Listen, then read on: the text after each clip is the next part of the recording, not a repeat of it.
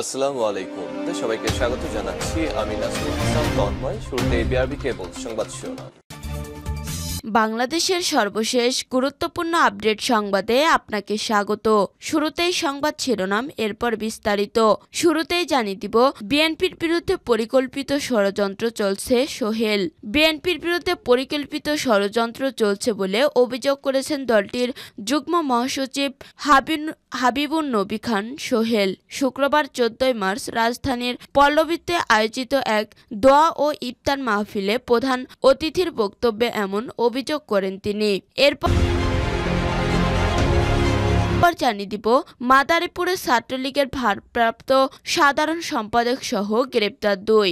মাদারীপুরের রাজরে ডেভিল হান্টের অভিযানে উপজেলা ছাত্রলীগের ভারপ্রাপ্ত সাধারণ সম্পাদক সম্রাট খান 30 ও যুবলীগ নেতা আঞ্জুরুল কাজী অঞ্জন 40 গ্রেপ্তার করেছে পুলিশ। শুক্রবার 14 মার্চ বিকেলে রাজর উপজেলার পূর্ব সরমঙ্গল গ্রামের কাঠেরপুল এলাকা থেকে তাদের গ্রেপ্তার করা হয়। গ্রেপ্তারকৃত সম্রাট খান একই গ্রামের জলিল খানের ছেলে ও অঞ্জন কাজী হাবিবুর রহমান কাজীর ছেলে।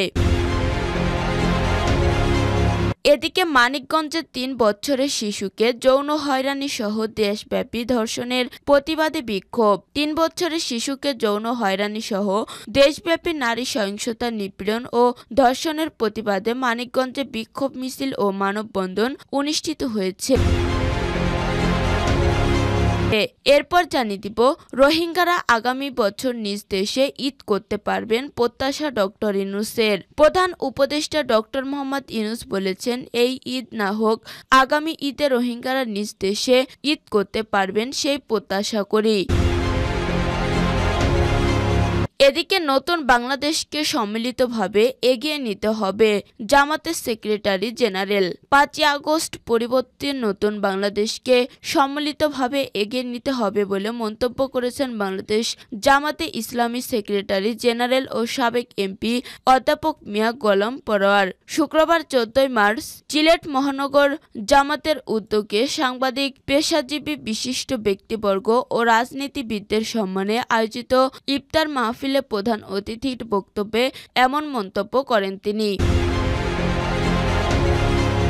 এবং সর্বশেষ জানিয়ে দিব, পানামা খালে প্রবেশের সামরিক পদক্ষেপের ভাবনা পেন্টাগনের। পানামা খাল দিয়ে আমেরিকার প্রবেশ অব্যাহত রাখতে হোয়াইট হাউসের অনুরোধের পরিপ্রেক্ষিতে সামরিক পদক্ষেপ নেয়ার চিন্তাভাবনা করছে দেশটির প্রতিরক্ষা দপ্তর পেন্টাগন। বৃহস্পতিবার বার্তা সংস্থা রয়টার্সের প্রকাশিত এক প্রতিবেদনে এই তথ্য জানানো হয়েছে। প্রিয় দর্শক, এতক্ষণ শুনছিলেন সংবাদ শিরোনাম, এরপর বিস্তারিত।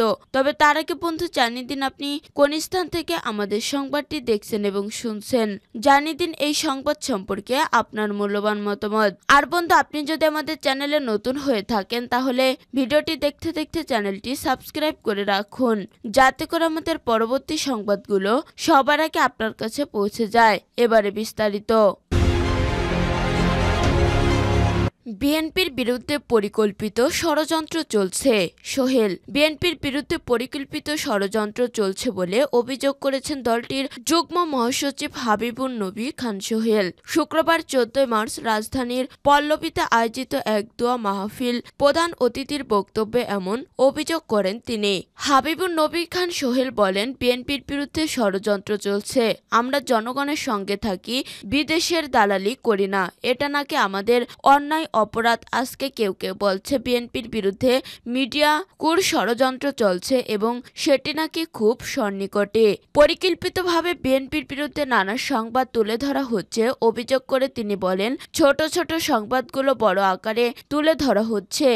আসলে মিডিয়া তো তাদের বিরুদ্ধেই হয় যাদের মিডিয়া তৈরি করে, তবে বিএনপি কিন্তু মিডিয়া তৈরি নয়। বিএনপির এই যুগ্ম মহাসচিব বলেন, বিএনপি রাজপথের দল, রাজপথেই তার জন্ম। আমাদের শিকড় এ দেশের মাটির গভীরে। আমাদের বিরুদ্ধে কি মিডিয়া কু করবেন? আমাদের বিরুদ্ধে 5 জন মিলে কু করবেন, কিন্তু আমরা 100 জন নিয়ে দাঁড়াবো। মিডিয়ার ভাই বোনেরা আমাদের পক্ষে দাঁড়াবেন। তারা দেখতেছেন গত 15 বছরে আমাদের উপর কি হয়েছে। আবারও লড়াই হবে, প্রয়োজনে রাজপথের পাশাপাশি ডিজিটাল প্ল্যাটফর্মেও লড়াই হবে। আমাদের বিরুদ্ধে একটি পোস্ট করলে 10টি পাল্টা পোস্ট করা হবে।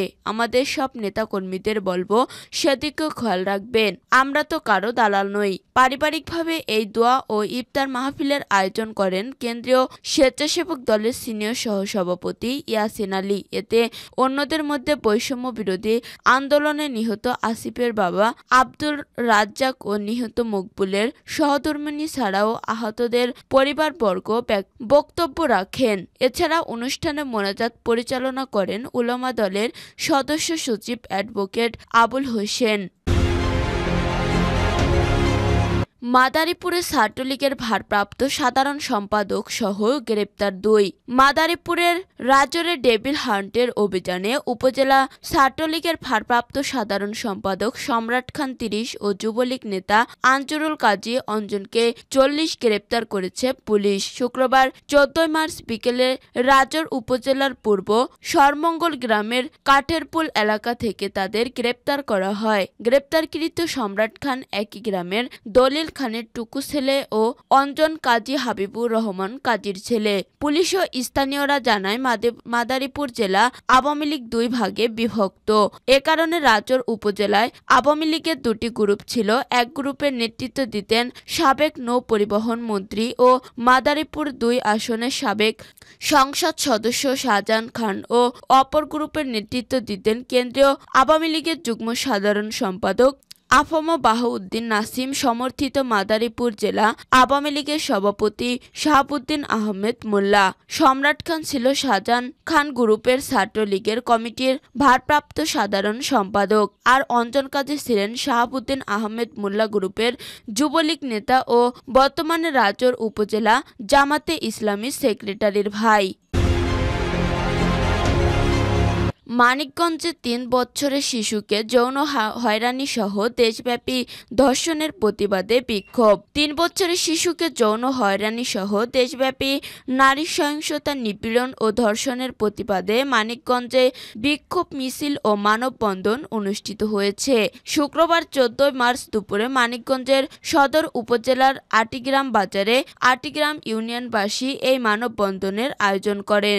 মানববন্ধনে বক্তারা বলেন, গত 7 মার্চ আটিগ্রাম এলাকায় 3 বছরের এক শিশু ও তার পরিবারের সঙ্গে বিয়ে বাড়িতে বেড়াতে এলে 14 বছর বয়সের এক কিশোর দ্বারা যৌন হয়রানির শিকার হয়। পরে মানিকগঞ্জ সদর থানার মামলা হয়ে ওই কিশোরীকে গ্রেপ্তার করে আদালতে পাঠায় পুলিশ।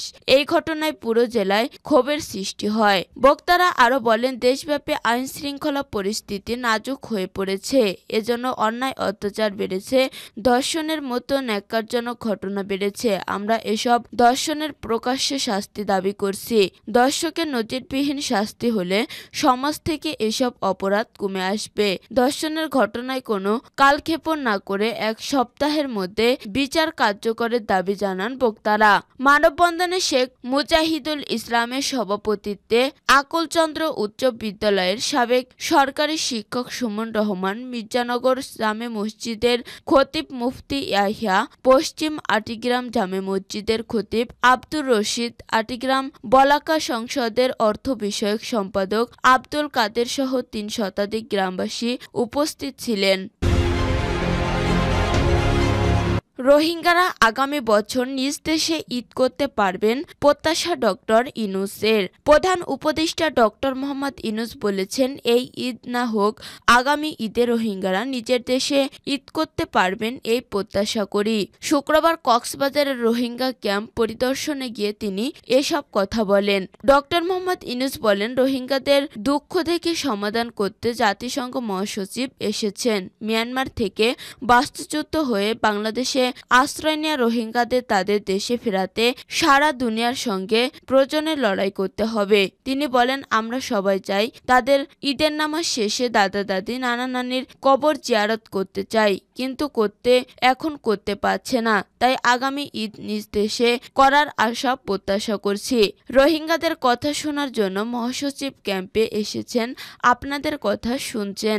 রোহিঙ্গা ক্যাম্প পরিদর্শন শেষে লাখো রোহিঙ্গা জনগোষ্ঠীর সম্মানে আয়োজিত ইফতার মাহফিল অনুষ্ঠানে পররাষ্ট্র উপদেষ্টা ও সেনাপ্রধান সহ দেশি বিদেশি সংস্থার প্রতিনিধিরা অংশ নেন।